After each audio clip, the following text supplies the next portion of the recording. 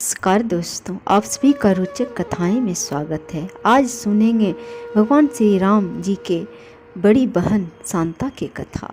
शांता माता कौशल्या और दशरथ की पुत्री थी। भगवान श्री राम की बड़ी बहन थी। भगवान राम की एक बहन थी जिनका नाम शांता था। रामायण में भी शांता का बहुत कम ही जिक्र है। शांता इन चारों भाइयों में से सबसे बड़ी थी। शांता का जिक्र रामायण में भी है। वह राजा दशरथ और कौशल्या की बेटी थी जिन्हें वर्षिणी और उनके पति रोमपद ने गोद लिया था। शांता ऋषि शृंगी की पत्नी थी। शांता और ऋषि शृंगी के वंशज सेंगर राजपूत हैं जिन्हें एकमात्र ऋषि वंशी राजपुत्र कहा जाता है। शांता महाराजा दशरथ और कौशल्या की बड़ी बेटी थी जिन्हें अंग देश के राजा रोमपद और कौशल्या की बड़ी बहन वर्षिणी ने गोद लिया था। वर्षिणी की कोई संतान नहीं थी। एक बार वर्षिणी अपने पति के साथ अपनी बहन से मिलने अयोध्या आई थी। वर्षिणी मजाक में शांता को गोद लेने की बात कही। वर्षिणी की ये बात सुनकर राजा दशरथ ने उन्हें अपनी बेटी शांता को गोद देने का वचन दे दिया और इस तरह शांता अंग देश की राजकुमारी बन गई। शांता के बाद राजा दशरथ की कोई संतान नहीं थी। वे एक पुत्र चाहते थे जो उनके राजवंश को आगे बढ़ा सके। उन्हें ऋषि शृंगी को पुत्र कामेष्टि यज्ञ करने के लिए बुलाया, जिसके परिणाम स्वरूप राजा राम, भरत और जुड़वा लक्ष्मण और शत्रुघ्न का जन्म हुआ था। शांता को वेद, कला और शिल्प का अनूठा ज्ञान था। वह बहुत सुंदर थी। एक दिन राजा रोमपद शांता के साथ बातचीत में व्यस्त थे। तभी एक ब्राह्मण वर्षा के लिए राजा से खेती में मदद मांगने आया। रोमपद ने ब्राह्मण की याचना पर ध्यान नहीं दिया। अपनी उपेक्षा से नाराज ब्राह्मण वहां से चले गए।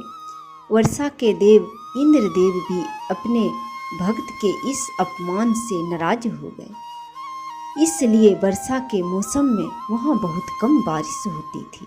सूखा पड़ने से पूरी प्रजा में हाहाकार मचने लगा। इस समस्या से मुक्ति पाने के लिए रोमपद ऋषि शृंगी के पास गए। रोमपद ऋषि शृंगी से यज्ञ करने की विनती की।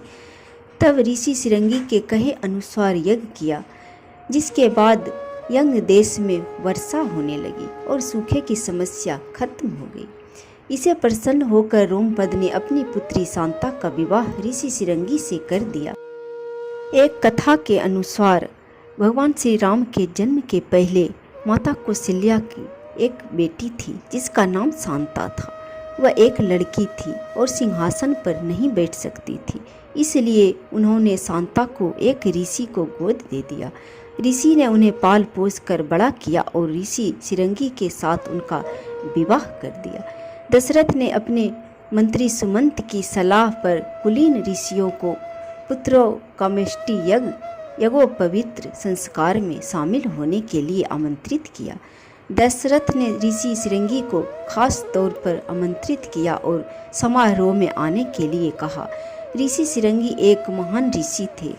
वह जहाँ भी पैर रखते थे वहाँ समय पर बारिश, शांति और समृद्धि रहती थी। वहाँ लोग आनंद में रहते थे। सुमंत ने ऋषि शृंगी के पास जाकर उन्हें यह यज्ञ कराने को कहा। यज्ञ में आने का निमंत्रण मिलने पर ऋषि शृंगी ने कहा, मैं अकेला नहीं जा सकता। मैं यज्ञ कराने के लिए सहमत हूँ, लेकिन मेरी पत्नी शांता भी मेरे साथ आएगी। शांता और ऋषि शृंगी अयोध्या पहुँचे। शांता ने दशरथ और कौशल्या के चरण स्पर्श किए।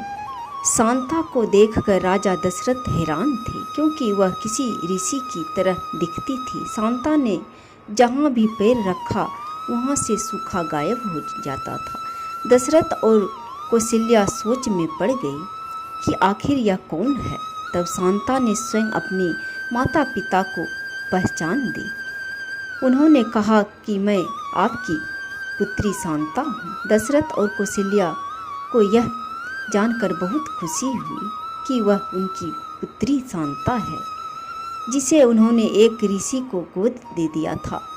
एक कथा के अनुसार शांता को किसी को भी गोद नहीं दिया गया था।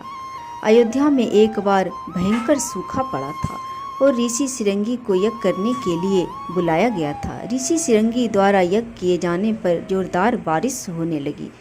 हर कोई खुशी से झूम उठा। राजा दशरथ ऋषि सिरंगी को पुरस्कार देने की इच्छा प्रकट की। तब ऋषि सिरंगी ने राजा दशरथ की बेटी शांता का हाथ मांग लिया। सबको बड़ा आश्चर्य हुआ।